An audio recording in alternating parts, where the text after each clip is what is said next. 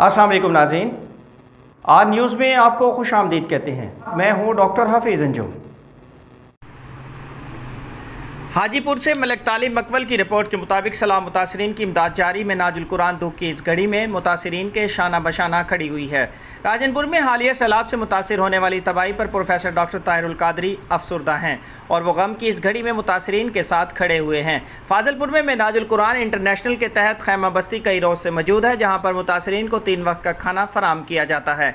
इसके अलावा मुतासरीन को राशन, गर्म कपड़े भी दिए जा रहे हैं। मुल्क में निज़ाम मुस्तफ़ा सल्लल्लाहु अलैहि वसल्लम के निफाज के लिए नाजुल कुरान अमली इक़दाम कर रही है। सियासतदान मुतासरीन की खिदमत की बजाय आपस में दस्तो गिरेबां हैं, इन्हें मुतासरीन की कोई परवाह नहीं है। इन ख्यालात का इज़हार कोऑर्डिनेटर MWF राजनपुर मलिक अब्दुल रऊफ़ मुस्तफ़ी ने सैलाब से मुतासरा इलाके झोंक मकवल में मुतासरीन में खुश राशन तस्लीम करने के बाद मीडिया से गुफ्तगू करते हुए किया। उन्होंने कहा कि हम इंशाअल्लाह अपने सलाह मुतासरीन के साथ हैं।